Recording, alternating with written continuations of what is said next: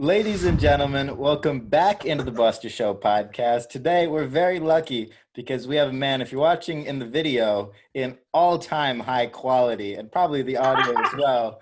And that is because our guest is from the Space Station. He is We're live from space. Captain of the Space Station, Shonduras. He's also a super successful YouTuber, entrepreneur in the media space. My man, Heck yes. Thank you so much for doing this. Of course, welcome to the space station. We're not in space, but we will operate from space someday. Right now, we're just in Utah, but the place we have here is called the Space Station. And then there's a whole bunch of little startups and companies that are kind of inside the space station. It's like an incubator of cool projects, if you will. And that's me. I'm the pilot. I'm driving the ship. So obviously, I assume you started, via your own content. At what point along that journey did you want to, build this thing out? When I got my co-pilot, man, what's a pilot without a good co-pilot? When I found Shaun Holiday, my counterpiece to the space station, that's when this thing turned from like awesome content community, just vibing as a creator, right? To like, hey, we have something scalable that is multifaceted. We have different avenues and businesses that we can play in, and they all are very like symbiotic of each other. And so that's where the strength comes from. They're all digital media and understand community building. And so that's where we're like, let's go deeper. And that was a little over 3 years ago, like 3.5 years ago, that Holiday joined the squad. I had been doing Snapchat for maybe like 2 years, had a small team to build the Shonduras brand and the Space Station brand. And then 3.5, 4 years ago, Holiday joined and it turned into a space station empire. That's crazy, man. I remember I first discovered you through Casey Neistat, who I grew up watching. And then I did a campaign with Space Station like 2 or 3 years later. I think it was for like PUBG. Yes. So we did a campaign around that. That's cool, man. I also remember you. I was always in New York City, and I always thought you were awesome. I feel like our paths have crossed so many times, but have we actually had a good hangout? Like just exactly. We've never met in person. What? Yeah. I thought for sure. No, we've never. That's bizarro. That's what happens is like you become such good friends with people online that like you think I thought for sure we had met in person, but we just never had like a solid hangout. We have a lot of the same friends, which is why it makes sense. And I think hey, good likewise, man. And I feel like over time too, just on social media, my filter for people and who I follow has gotten so much tighter, and I just look for the most wholesome people now who are just vibing and whatnot. I feel that for sure. And I put you so high on that list in regards to the just overall wholesome quality. I remember, I want to know if you still do this, but when you walk on planes, do you still ask the pilots for photos? Is that something you every single time? I haven't done it in over a year, but Snapchat days, I started this series. I do Hey Mom in the airport, and I make Snapchats be like, hey Mom, I'm in the airport. I'm super nervous. It's my first flight. Just be stumbling through things, but I always have a stranger in the background, like looking at me and reacting. But it was super casual, right? So that became the Hey Mom thing. I was the first person on Snapchat to get a filter that wasn't like a huge company or corporation. And it was a Hey Mom filter, and it was at the Salt Lake City airport. But yeah, so it started with Hey Mom, and then I took that one step further when it was starting to I need to freshen this up and go further. And I started actually getting pictures with the pilots. So I have over 200 and something pictures with pilots, and a couple fans made montages of me with all these pilots, and it's so cool. I started to get reoccurring guys who were like, this isn't your first flight. You were here last week and you took a picture. Right. I'm like, first flight to this place, Are they ever skeptical of a fully grown man coming into the cockpit asking for a photo? No, that's actually what's so cool is they never are. They're so into it because it doesn't matter what age you are. It could be your first flight, Right, so, right. Yeah. Anyways, it's a good time. It's a tradition. I always get a picture with the pilot. And now my kids do. Every time my kids have flown, they've gotten a picture with the pilot. And it's just what we do, man. We respect the pilots. That's amazing. Yeah, you got to, man. You got to. And, always really nice people. I feel like everybody's a nice person if you're nice to them. Dude, I have a collection of pins of gold wings. Oh my gosh. I need to make a full Scouts merit badge sash, but with pilot wings. Oh my goodness. You should turn into an art piece and then an NFT and then, oh my God, forget about it. pro tip, when you have a cool idea, actually write it down. And right now I'm writing down, do something with all my pilot pins because it's just too smart not to, Yeah, right now they're just sitting somewhere. we'll send you the clip of you verbally talking about it as well. Yeah, it's on the list. It's going to happen. That's the perk of our lives being recorded. I know, right? So much I learn when I go back and watch stuff. I'm like, oh my gosh, that idea I had, or the feeling I had in the moment of recording that and remembering like, that's how I want to live or that's what I want to do. I get that all the time because I see moments, vacations, collaborations, and I think about what I learned during those moments and I'm like, oh my gosh, it's a huge benefit. Totally. The thing for me also is I feel like I record all my ideas, right? If I think of something, I'll either write it down, I'll take a voice note of it, I'll take a video of myself saying it. Sometimes I'm like half asleep and it just comes out totally delusional. But the thing is, unless I carefully curate it, I'm never going to go back and look at it. It sort of feels like, filming fireworks. It's like you never actually go back and look at that thing. It just seems you just have to, you have to curate it properly. So that's my internal struggle with ideas. Firework curation. Yeah, ideation, curation. So as somebody who I look at as super high energy and seemingly happy, I'm pretty happy. How do you sort of filter out those negative things? Because to be happy and have sort of the freedom that you want, you have to say no to the mass majority of things. How do you sort of weigh that balance? Oh, it's super hard. People always ask, like, how are you always happy? It's impossible to be happy all the time. But obviously there's the whole argument of like, it's a choice and stuff, but it's even hard to choose to be happy all the time because stuff happens, right? I don't know. And there's not really some answer. Like all of us have the power to be super happy and keep it going. It just really comes down to like finding the good in things. There's just not time. I think time, once I really lost time, like there's no time to not be happy.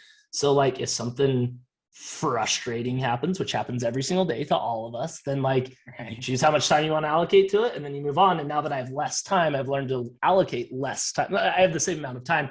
I have less time to waste on being frustrated. So the allocation's gotten smaller and smaller, and it's honestly just an internal struggle to get better at it, just like anything is, you know what I mean? But I've nailed it. I'm so good at being happy, guys. Dude, I see it. I feel like for me, I forget who said it, but somebody was like, why would you worry about the past? It doesn't exist. And then I heard Michael Jordan say one time, why would I worry about a shot that I haven't taken? So you put those two things together and all of a sudden you're just living in the present. And that is like 2/3 the battle, no? That really is, yeah. You just gotta, enjoy what you're doing that day. There's lots of good stuff that happen every day to all of us and lots of frustrating things, and like allocate the time, but just enjoy that current moment and don't think too much about. Right. And also try to position yourself around your passions like you have. Oh my goodness, surround yourself with good people. Tip number 1 to happiness, right? If you have other like-minded people that can be there for you when you're frustrated and set the example of being positive and they're doing cool stuff that makes you happy. Like whenever I am personally doing something that's not working, I see all the amazing things that the people at the space station are doing. And wow, how could I not be grateful and thankful, right? So like, having a lot of people around you with a similar mindset definitely helps. Right. It's like you're diversifying your effort. Cause like, even if like you suck, you have a team that doesn't suck. And then your happiness portfolio is so diverse. I have all these people around me that are also happy. If I'm dipping, only 5% of your effort isn't working well because 95. When I'm frustrated, that's when I double down on my shares and buy more because then I know the people around me are going to bring me up.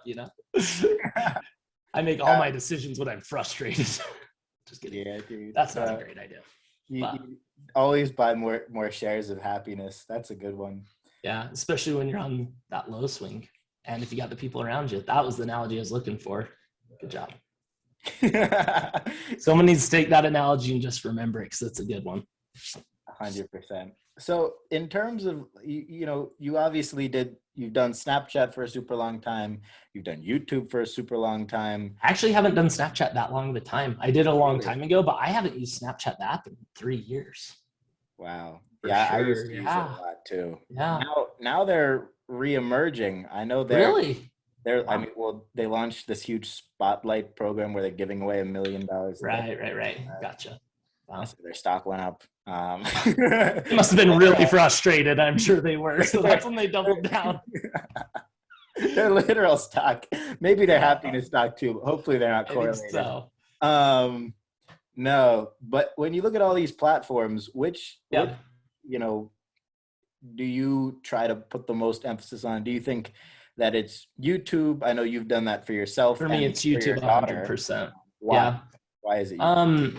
For me, the platform that is the most long-term, most potential, and you can find the most success on it, monetarily, happiness, like whatever, I think that's definitely YouTube. But I think there are other platforms that are really important. The way I keep tabs on people, the way I know what you're up to, and Peter McKinnon and Tanner Fox and Gary Vee and whoever else I'm thinking of, that's through Instagram. Like Instagram's like how I actually stay in touch with people and whatnot.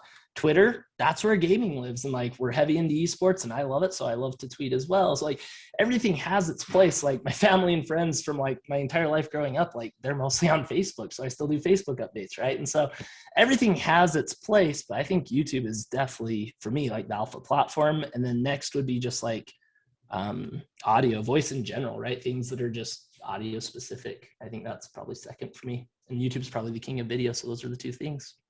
Yeah, the common theme that I just heard there was whatever the heck is evergreen. Yeah. Wait, what? What do you mean? what? Whatever is evergreen. What do you mean by that? The content that lasts, the content that doesn't disappear. Yes, that's what I thought you meant, but I wanted to double check, and I agree with that. It's frustrating having Snapchats disappear. Yeah, and Instagram story, like, people don't really go back on people's profiles the same way. They're not auto-suggested. There's no suggested feed for people's posts 2 years ago. Yeah. You could. That's true. And that's where podcasts and YouTube videos, in my opinion as well, sort of reign supreme because, you can discover something, from 2 years ago, 3 years ago. Well, think about this. There's lots of creators who leverage their platform and their voice to accomplish more. I think the most has been accomplished from YouTube. I look back at Snapchatters, we didn't really have much of an opportunity to succeed as a group of Snapchatters. And then from there, there's hard. Like I look at Viners, some of them took that and went on. I look at Instagrammers, all this stuff. I think the people who have found the most potential from their platform is YouTubers. And look at all this entire space station was built off YouTube. It was started because of Snapchat and that opportunity, which transitioned to YouTube. And then YouTube did and currently is still the driving factor in the hyper growth and success of the space station. Crazy, huh? Do you think it's because YouTube's monetization platforms allow their creators the most freedom, whereas people on Instagram and other platforms are sort of chasing their own tail all the time? Yeah, for sure. But also just the actual like views. I don't know what the numbers are, but I feel like just the amount of eyeballs on YouTube is so much greater than Instagram and everywhere else. So yeah. Yeah, it's combined with the monetization. Yeah. Anyways, YouTube's incredible. I really love YouTube. It's done so much for so many people. And like our message that we share in our family videos, the best day ever, is one of positivity. So like YouTube allows us to like keep people positive through the pandemic, to give kids ideas on crafts and fun stuff to do, to show parents that they should get on the level with their kids and play and imagination and stuff like that. And that's such a cool thing we get to do. And then that then fuels everything we're doing at the space station and all the opportunity here. And so it's just like we're providing value for our audience. We're providing value for the people around us in our own lives. Like no other platform just has that much diversity, man. It's so cool. Oh, man, it's mad respect for YouTube. Totally. I'm with you.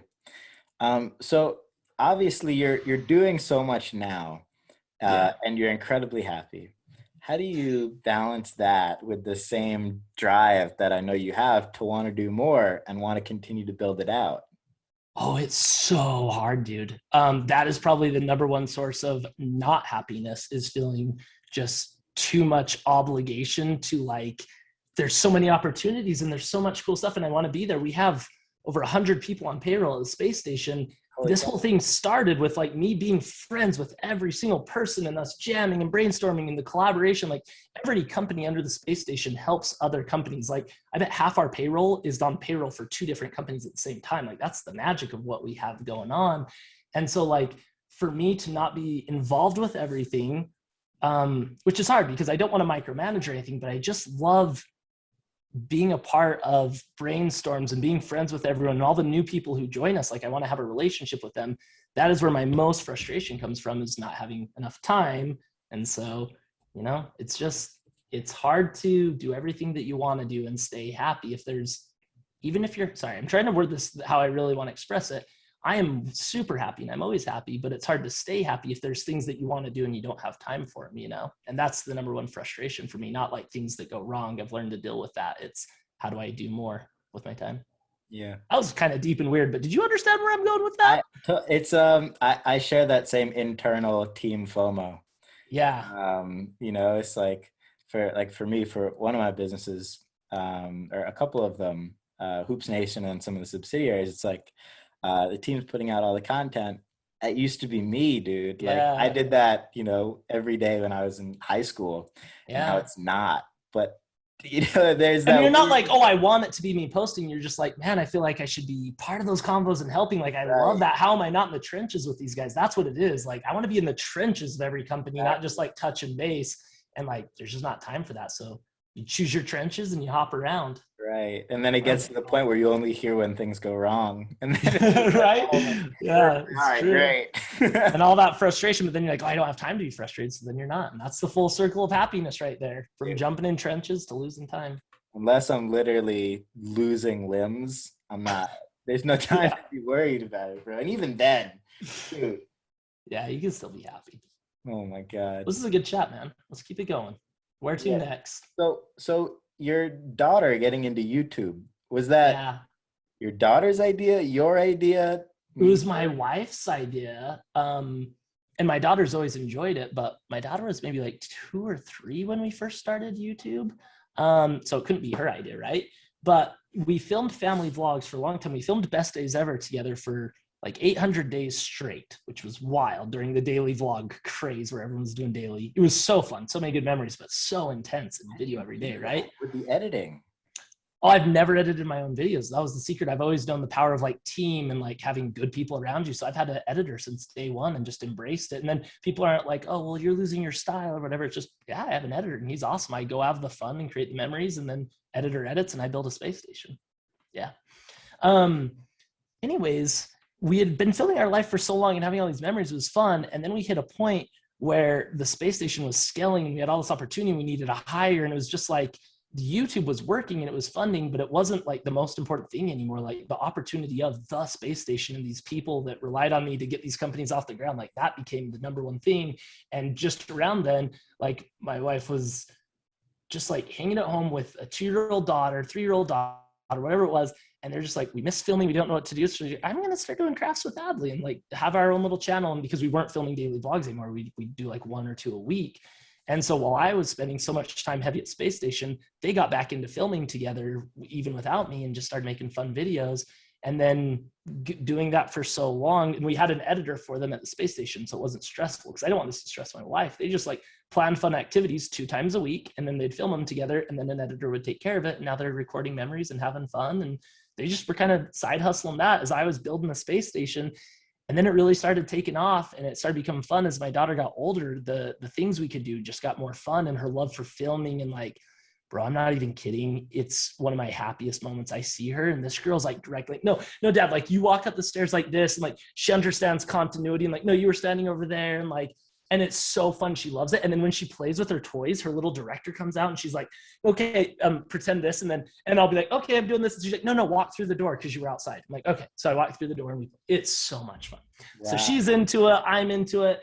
And yeah, we've just been building up. Now Adley is her name.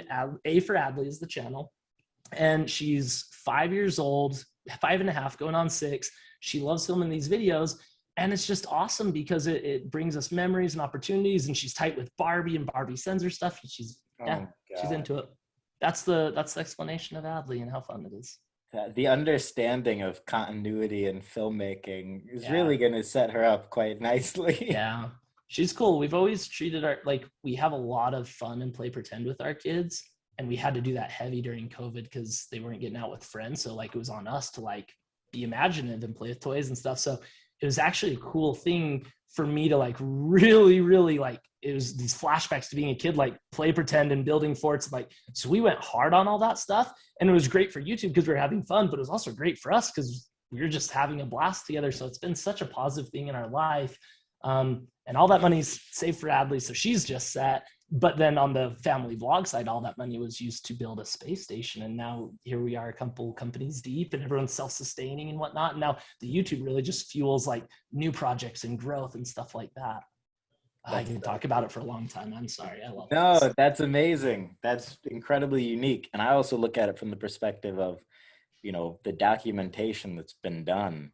Oh, dude, if I don't have that from those ages.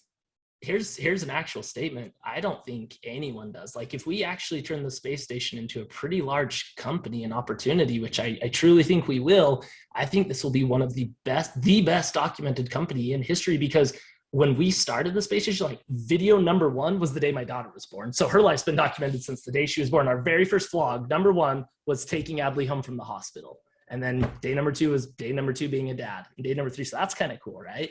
But also the company, the space station, and everything, every person I hired from my business, like we have the videos of me visiting my business partner in Arizona because I was on a Snapchat brand deal. I crashed his house. We stayed up all night talking. I'm like, dude, come out and build the space station with me. Like, that's on video. That's a vlog. And us hanging out with his little kids. And now they live here. We've built a whole space station. We're loving it. His kids are older, and like, it's just crazy. So yeah, everything's been documented. The space station crew is part of the videos, and they still are. We hit Easter eggs around the office, and the crew will go find them. And so, yeah, the business aspect and the family aspect and the friendship aspect has been filmed and documented completely. Here's another crazy one. Ready? Mm-hmm. You're the first person I've told about this. So I'm super excited. Yeah. We brought on a full-time historian this year, and she has she has gone back and documented we have it all on video and whatnot, but she's watched the videos, looked at the Instagram posts, looked through Slack, done everything all day by day. And she's accumulated like a list of every major thing that's happened with links out to every collaboration, everyone who's ever visited. And it's a 580-page document typed of everything that's happened at the space station with links and pictures since the beginning. How nuts is that? Yes. And now she's going to continue to do it. She's our historian, bro. It's insane. That is literally the smartest thing I've ever heard. I'm so excited to show people. I have every brand deal I've ever done on an Excel spreadsheet. I'm almost at 300 brand deals. That's insane. Dude, at this if you count my daughter's brand deals, whoo, we're pushing 500 maybe. At this point, you could launch your own OTC platform, but right? Also, yeah, man, just the opportunities from that are endless. I'm all about that documentation. So obviously I'm obsessed with the organization here because that's everything. Yeah. Obviously, a lot of this stuff is public. It's just out there on the internet, therefore saved a million times. Yeah. But on the private end, how do you catalog all of this footage? Is it all on, a bunch of hard drives in one location? No, nothing's cataloged. So everything she did was from external. I'm horribly unorganized. I'm a creator trying to build a company. Like, I didn't even do the proper paperwork for the first 2 years. You know what I mean? She just took a combination of everything. My personal Facebook page that has been updated since before Shonduras existed, to my Instagram that got started with Shonduras, to the YouTube videos. Every single day we filmed our day for 800 days. They have all the information of hey, there he is right now. They have all the information of this guy. I was just telling him how we have the actual video of when I went to your house in Arizona. Yeah. And now here we are building a space station. That's the cool part about vlogging is that you get. This is Shaun Hall, ladies and gentlemen. This is Good to see you. That's the cool part about vlogging and content and capturing content is that you can go back in history and be like, this was this, that was that. He has videos of my kids that I don't even have when they were young because he films them. And it's like, you remember when they were, 5? And he's like, yep, I got it. So we got on this topic because we're talking about how space station to current point, and especially as we continue to grow and grow, we'll be one of the best documented companies ever, of all time, ever. Literally ever. That's not just a guess. That might be an actual statement. Fact. What other company vlogged a video for the first 800 days? Or has this historian? Yeah. Yeah. And all the collaboration. So she just went through and Casey's vlogging this and this award show and doing this deal or whatever. and like put it all together. And she got the 580 pages just based off of public information, but now it's all organized in a doc so it can turn into a Wikipedia, you know, a Hollywood film, whatever we And want then to do she'll with this meet thing. with each, you know, individual here and get their perspective of the story and their side. And yeah. She's like all sat that. down with Holiday and I, and we riff off. I'm like, oh, I remember this. And like, we'll go super deep and just tell a story about the first time we went to New York City, met Gary Vee, and like everything started changing, like how cool it was. And we'll give her that insight, and then she'll save quotes from it and whatnot. And then she has the Snapchats with Gary, the vlog with that, and like all the information, the articles that came out at that time. Like she combines all of that. I found several texts of people that we've hired here. And our first text that me and Shaun sent them was like, hey, welcome to the team. We're like, hey, we want to interview you tomorrow if you can pop in, and send it to him. And it's like, what? You have the first screenshot of our text 3 years ago? Like this guy's the master of that. This is still podcasting or whatever, but like, we're podcasting. Yeah, this guy, Shonduras, is the master of nostalgia. Randomly, we'll be there and he'll be like, oh, do you remember? And he'll pull out this ticket. And I'm like, wow, how? Like it's proof that saving those little memories create this energy and like memory that excites you to see where you've come from. Like, yeah, I never put credit to, honestly, when I came into the business, I was like, yeah, cool, man, let's just keep crushing. And he'd find these little ways to put the sauce on, right? He'd find these little ways to just make you remember and make you like feel the energy that you felt at that timestamp of the company and of your life. And then you look back and you're like, no way. Like not just in revenue or sales or whatever, in like your feeling, because you remembered that specific thing. Anyway, here's the thing. You don't have to be good at talking and doing all this stuff if you're good at like representing those memories. So what we do is we take a picture from, this is the space station right now. It's all built out, looks cool. My awesome camera that you like the quality of on the microphone, right? Yeah. But I can show you a picture of us with 22 people working at the space station when we moved in here, and it's just an empty warehouse, and we're on plastic Walmart desks with plastic chairs, and everyone's happy, and we're filming vlogs and starting companies. And like you show that picture to someone, the people who are in the picture, oh my gosh, look how far we've come. I love this. This is family. Like that's the best feeling. I can't motivate with a speech or a meeting or anything that as much as that memory can. And then new people who weren't there, they're like, wait, what? You guys were in the warehouse? Like, how did you know it was really echoey? Well, how'd you take calls? Oh, outside the airplanes fly over. We literally had a car that we thought was dedicated to taking calls. Like we'd sit it was an Element, Honda Honda Element, like a 2000 something black Honda Element. It's still in the back. Oh, it's still in the back. So many people and projects have used it. TikTokers just and you just video with it. And you'd sit in it, and that was where you take the calls because there was no other places to go. Yeah. So that's the point. Nostalgia, man. That nostalgia, those memories, and that sentiment, like that's the heart of the space station. That's the sauce, is what we call it. Is like that special bond, and that combined with the chemistry between all the companies, the synergy there, and it feels great. And this guy's a legend. Everything, whatever he said, trust it 1,000,000,000%. Like this whole thing, I said this to somebody yesterday. This whole thing started from one single Snapchat account. Snapchat account, not YouTube or something. Snapchat account that this guy created, brought the right people around it, surrounded himself with good people, and now all of a sudden he's, created this pretty crazy thing. So good stuff. Hey, thanks for saying hi. Here you have it from the co-pilot himself. I also don't think he could hear a single word I said because I realized you're wearing headphones, but I love it. It's all good. He knows how to vibe. But the thing about the memories too is, you know, if you think about any memory, unless it's documented and you're constantly revisiting it, you're making so much of it up and just totally fumbling that memory. Yeah.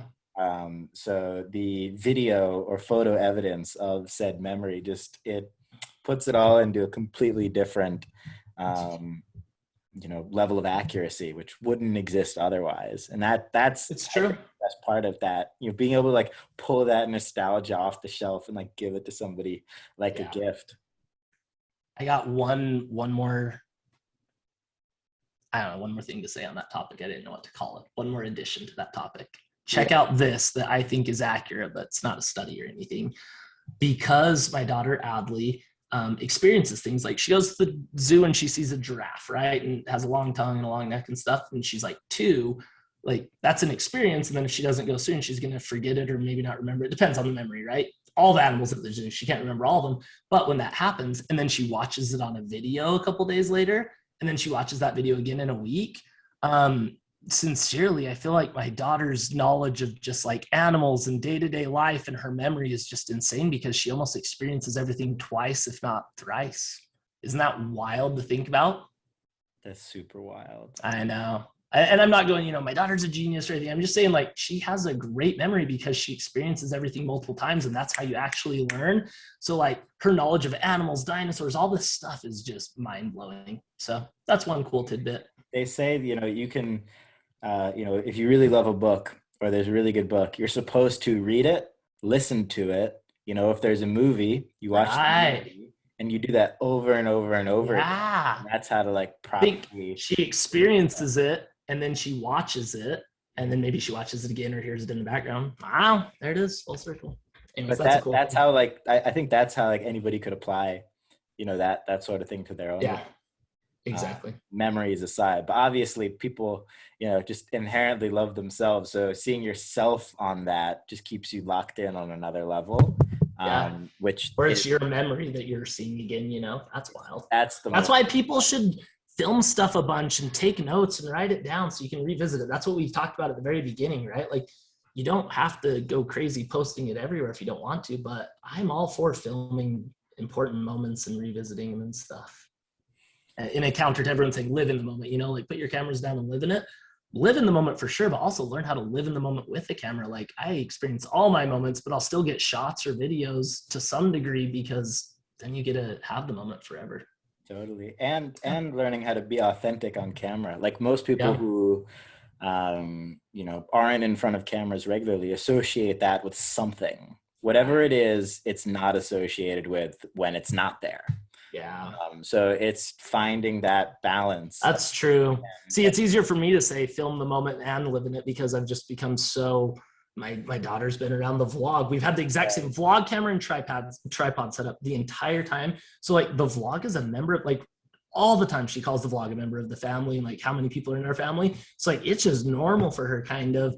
So yeah, she acts normal for him and I act normal from it. So we can experience those moments. Right. I'm sure it is hard. Like a keeping up with the Kardashians setup.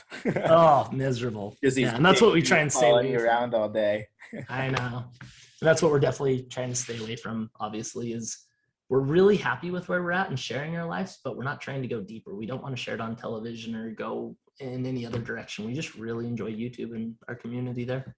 Controlling your own medium there is so important too. Yeah, I've never done anything, that I haven't really been able to control. But from what I've heard from other people, there can be moments where, there are just these weird power dynamics of people who will ask you to say something that you wouldn't normally say. Well, filming, I've filmed on sets and all over so many times, and it is never the same as just filming yourself. And like a lot of those guys do not have, like, they don't understand how to tell a story or talk to my audience specific, right? So yeah, just having full control of what our content looks like is so important to me. We will never ever go to like a network or to a Netflix or sell our IP to anyone or anything like that. Better yet, we are expanding our IP. Here's another one that I really haven't talked about in public hardly that much.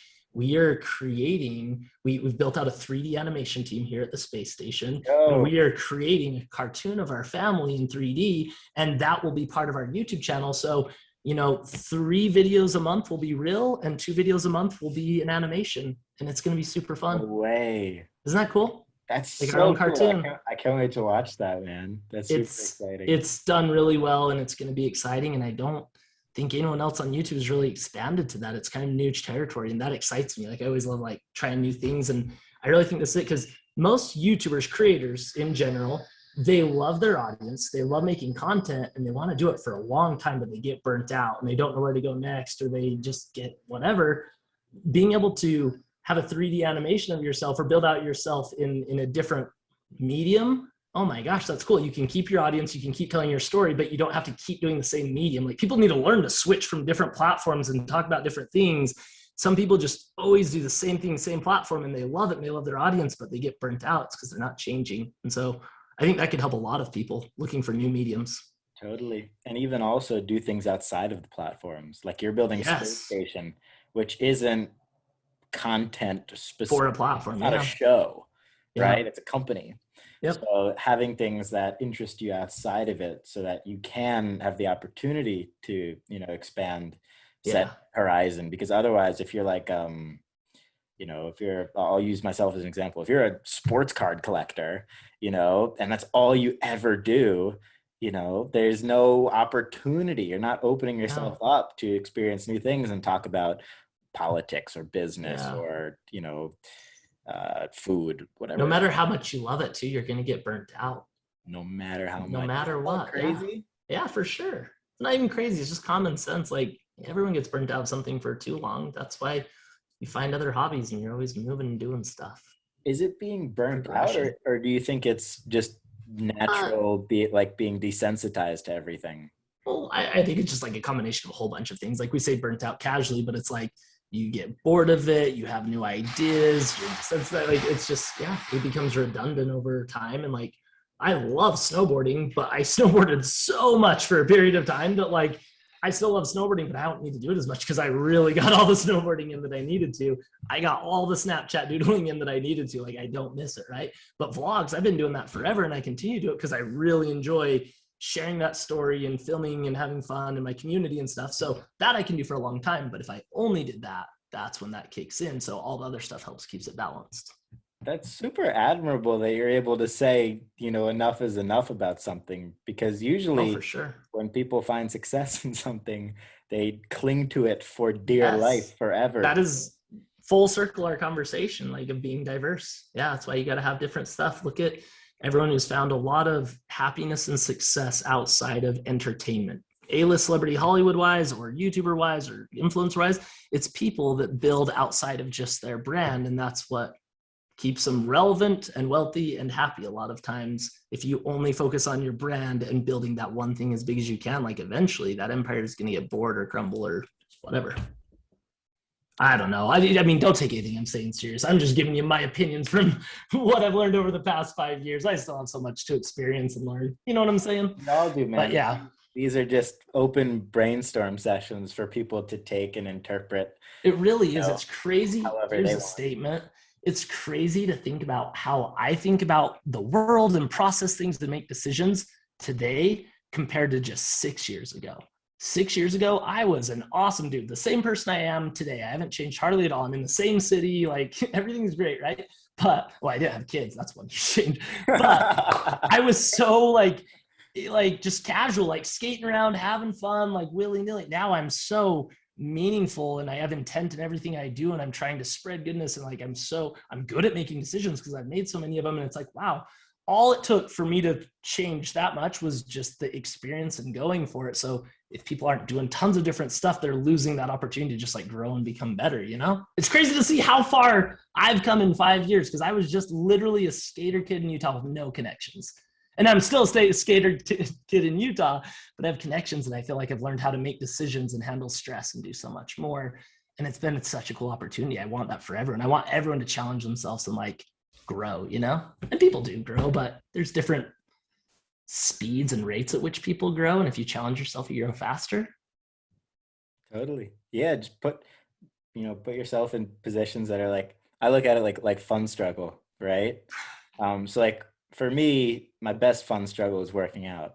Okay. I have this thing I call it no days offsies, where Yeah, I see that. no matter what you do every day, you get something in, whether it's a walk in the park, whether it's Yeah. lifting crazy weights or running a marathon. Yeah. It doesn't matter what it is. It's Yep. whatever's Well, I've hard. seen it. You're always at it, no matter what it is. Right.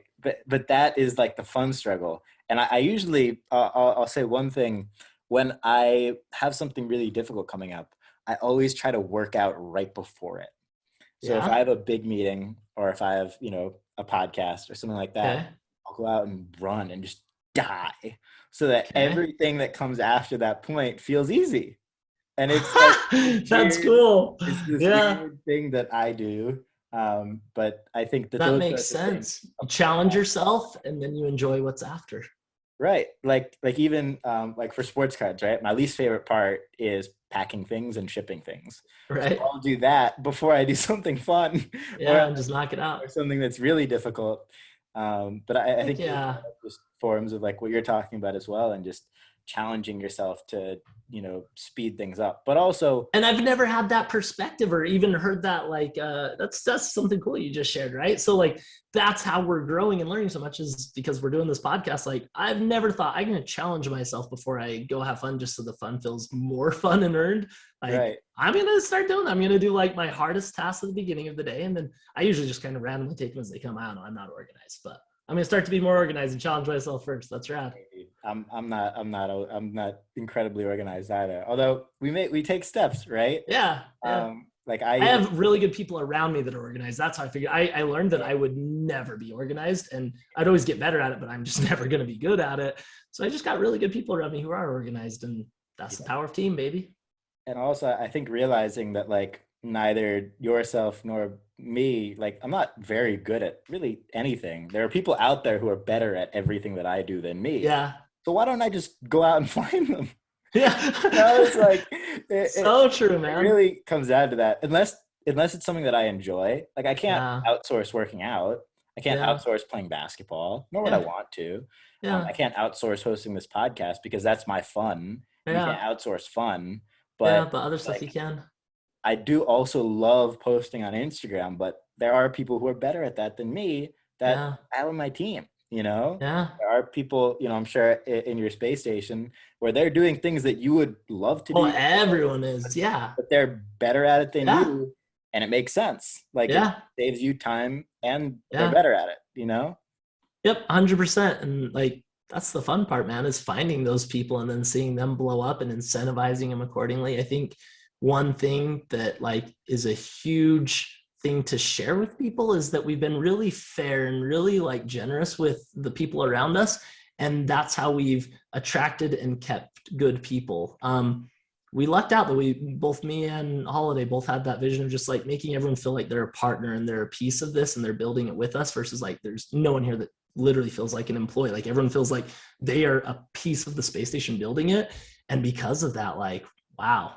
Sorry, hopefully that wasn't a tangent, but I just really wanted to share it. Like, treat people right. That. Being incentivized beyond money. Yes, like incentivization beyond money, because we don't offer the best money. Almost up until recently, when I realized you can't do this, every single person that worked at the space station started with like an internship just to like kind of like prove their ability to like come in and add value and do this cool stuff. That's how the first like 30 people were hired. And so we found great people and it was awesome. Now we do paid internships and there's other ways, but it was not the money that brought people to the space station. It was the opportunity and the culture and the feeling of, I don't know. Well, I think that it's whatever, right? It's like whatever you can give somebody that they can't get somewhere else. So like anybody can get money anywhere, but if they have a piece of what you're building and they believe in what you're building, that same belief isn't applicable to another company, even if they're getting a percentage in that company. Yeah.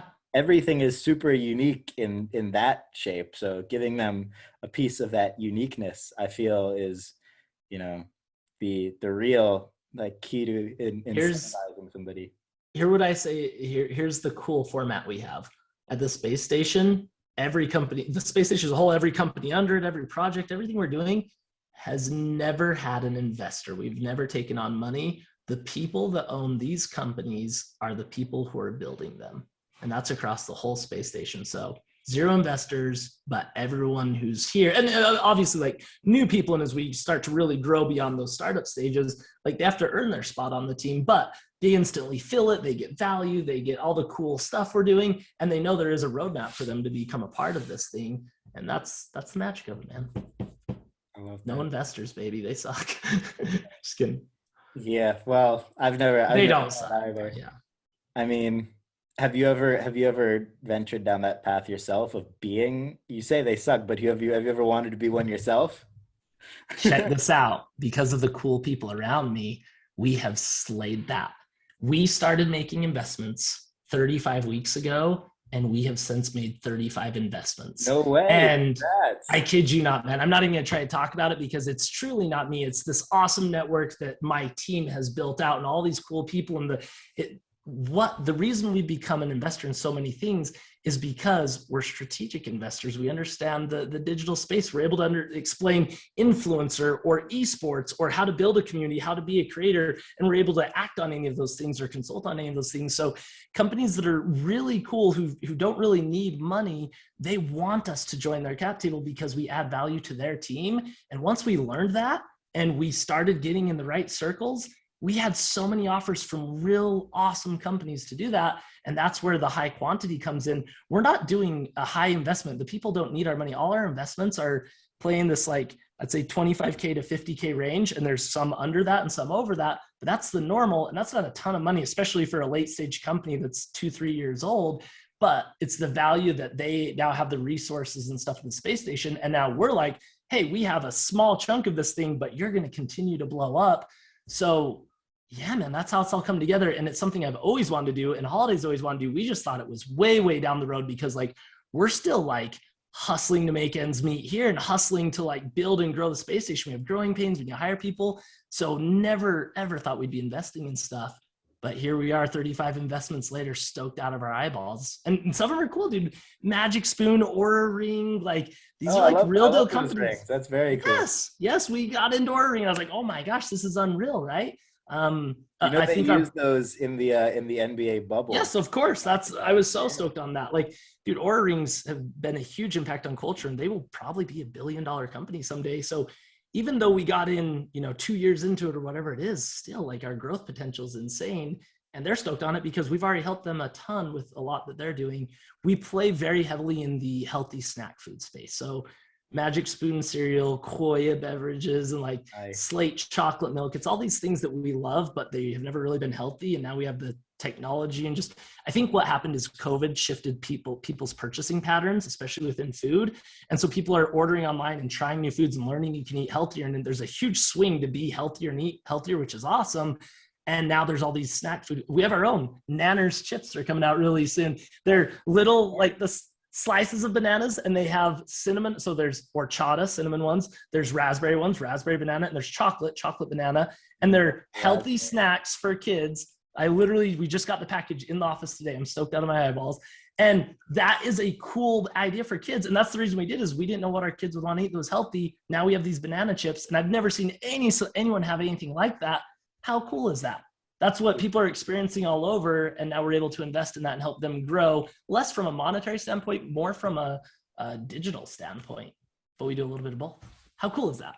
So cool. I think, one of the last points I'll make here is, I think the pandemic also just showed people how not everything you see is what it is. I had a very nice lady on the podcast last summer, and she's a health and diet and nutrition expert.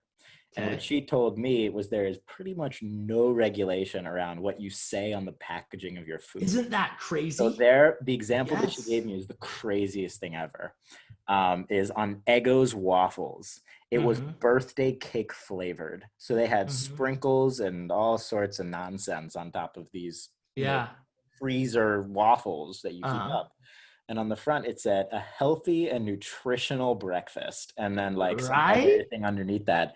And she said that, they're fully within their right to lie and say that is what it is.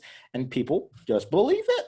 Yeah. Because nobody really cares. But now, you are preaching what I've learned. I didn't know this until 6 months ago. And now we're heavy advocates of it, dude. Yes, I agree. Sorry, I cut you off, but yes, 100%. A, that means there should be regulation, but B, consumers will naturally get educated. And I think, like you said, that's what's happening. Yep. So that's what a lot of our products are, is it seems like there's a healthy naked drinks, right? Not to call anyone out, but naked beverages, the juice things, like everyone buys those thinking like, oh, I'm just getting like the naked fruit. They did awesome with their branding. Like, this is just fruit, but like truly, and I don't even know what I'm talking about, but I just know they're not healthy for you. They have tons of sugar and stuff like that. So then someone for Koya, for example, who's their competitor that we invest in, it's like, we actually did it right. And we see on the package all this information, and it's actually done correctly, and it still tastes good. So once people understand this is their next buy, and that's what we are in a lot of these categories, is the actual healthy version of that's come in to replace the better for you, but not actually healthy version of it. Right. So there it is. It's so That's the inevitable. world I've gotten into, and I'm so stoked on it, man. The first one was Magic Spoon cereal. Have you heard of it? I haven't. They were on the cover of Forbes like top 100 new products or something this year, last year. Like they're crushing it. It's healthy cereal, bro. I'm gonna send you some. And I love cereal. So when I heard about that was our very first investment. I'm like, wait, healthy cereal, I want to do this. So we got involved with that. We added so much value that they connected us to their healthy food friends. And then that's kind of how it spread. And then we just got educated and learned, and now we're doing the investment stuff. I So love that. So how do you evaluate what, obviously you have the team as well, but what do yeah. you guys look at as the, you know, key factors in whether you do or don't make an investment in one of these companies? It's really hard. We don't have tons of experience, but honestly, we're just lucky because we're not looking for opportunities to invest in. They've all come to us, and we're also saying no to a lot of them. Almost every investment we made is already like very revenue positive on paper and everything's looking good. We're just coming in as a strategic investor, meaning like they don't need our money. They just want us to be a part of the team. And that's how almost all of them have been. So it's kind of a no-brainer. It's just like, we shouldn't even be able to make this decision, but because we've built this relationship and can add that value, now we have the opportunity. So it's not a question of yes or no. It's just like, wow, we got this opportunity to get into Aura Ring. Like, I don't know their financials, their direction, anything. I just know they're crushing it. So it's like, heck yes, let's go. So that's my answer. As uneducated as it is, that is it. I love that. And when you think about investments of that size, right? You have a Yeah. 100-person team. Let's say Yeah. everybody just bought an Aura Ring. That's your investment right there. Yeah. Like, Yeah. it's possible to quantify and justify, certain investments without even seeing the return, which is Right. a crazy concept. Like investing in a company of a product that you're buying, even if it's just for most people buying stock of that company. Yeah. Yeah. And I don't want to, I guess, like give off too much of the wrong impression. We definitely have hard decisions to make, and we invest early in companies that aren't all the way proven, but even early companies we invest in. Oats Overnight is a great example. They are a really healthy like oatmeal product. They have oats.com. Their margins, their business model is so smart. And like they've been at it for just a little while, and they've already seen so much success, so much revenue, even though they're not like guaranteed. It's just such a killer opportunity and such a great, I actually love the product too. So that's another thing, is we just actually love these health food products, and I'm trying to eat more healthy and like reduce the dad bod. So I think that's a deciding factor as well. It's like, hey, I love oats overnight, so let's actually invest in it. And yeah, so that's another factor, is just actually enjoying it. And we definitely have some newer guys that are maybe only a year into it or so, that there is more risk, but it still doesn't feel like risk. In my head, when you said oats.com, like those walls or shelves at like Whole Foods where you you put a bag underneath and they all come out. Yeah. Imagine if you went onto oats.com and it had all the selections digitally, and you could digitally pour into a digital bag. Oh my gosh. It was smooth, and then it was based on the weight of how long. And it actually calculates it for you digitally. That is such a cool idea. How far I would tell them, man. It's all theirs. I'm gonna make it just a quick note right here, because that's just, hey, my notepad's still open. If I were them, digital oats experience. That's what I'm writing. Yeah. That's great. Oh, that's such a cool idea. Yeah, man, that's it right there. Oh, actually, if I want to give you real advice that I've learned, for sure, you bet on the founder. Not like, I'm sure I'm not an experienced investor, so I'm sure there's tons of things to look at. But out of all those things, the thing that I really understand is the founder. If they're a good person who has a vision and you can feel that and see that, like, that's when you go in. And even if their first product doesn't work, I'm sure their second one will, and third, and et cetera. And it's your network, and it's really betting on the founder. Very few times are we're only betting on the product. So that's my honest answer. I love that, man. Last thing I want to ask you, if you talked about yourself 6 years ago, what piece of advice that you know now would you go back and give yourself just 6 years ago? Oh man, I like so much. Like, think of all I've learned. Oh man. I mean, be patient. Like, because the aggressiveness is what caused hypergrowth. I don't know. I've learned so many good things over the time. I'd have so much to say to myself. You're just getting me pondering about a deep conversation. I think the obvious answer is like, surround yourself with really good people, like we've talked about. Stay true to who you are kind of thing. Like being able to keep that space station sauce and knowing what I want to get out of it is important. I think I was really lucky. I became a famous influencer when I was older. I was like 27 when I got famous on Snapchat, 28 when I got famous on YouTube, et cetera, et cetera. And so like, I was just a little bit more ready to think long-term and build an empire out of like an opportunity. And so I think to young social media influencers or young entrepreneurs, just even when you find that first success and make it big with a business or a following or whatever, you just really got to think long-term about it and turn it into something much bigger, because it won't last forever. And we talked about that a ton this podcast. And I think that really would be my number one advice to sum it up. Just think long-term. Yeah. I love that, man. A lot of the advice sounds like you're just solidifying a lot of these big things. I feel the same way. Yeah. I don't think even now, like 5 years ago, I was 15, right? So that's wild, dude. Think how like crazy. I wasn't even close to your caliber when I was 20. That's what's wild, dude. It's like I feel lucky for all that I've been able to experience and learn at 32 or however old I am, right? Like think you're at an insane level at 20. Bro, But that's nuts. On the flip side, I'm equally as envious of you, right? Because I said this the other day on a podcast. I was like, ancient Egyptians, like the kings would live till 25 years old. Like the wealthiest, yeah, I mean, the lifespan of a human was between 20 and 30. So when you look at like the wealthiest, most successful people live till 25, I'm envious of everybody older than that. Because we've already done so much fun stuff. Like a bus, like okay. That's an interesting perspective to have as well. Is like when you're old, think how much you've already experienced, and you don't have to risk. Like I hope I make it. They're like all the young people who have all this, fast bodies and all that stuff. Like they still have the risk of like getting to live a full life. That's wild, man. Dude, it's not guaranteed, right? Yeah, I've never thought about or had that perspective. Right. I don't think anyone does. I look at like my grandparents, right? People of that age, and it's like I'm super envious that you got lucky, that you got to do it. I'm not guaranteed. You're not guaranteed. So that's such a cool perspective. But also, you have to do it right. Like 80 years of being sad is not worth 25 years of being happy. So it's like freaking actual math. Like you have to know all the different equations and factors and like to pass the test. That's how life is. You just got to have a ton of perspectives to pass the shit. You and I both know neither of us are gonna waste 80 years though. So no, we haven't. Dude, that was a way good podcast. Do you know I don't do podcasts very often? I can maybe count on like two hands how many podcasts I've done. I've public spoken, done stuff way more. Like my Shonduras brand and the Space Station was largely built off all the places I consulted and spoke and did for Snapchat and whatnot, right? Like met all these agencies and all the network, right?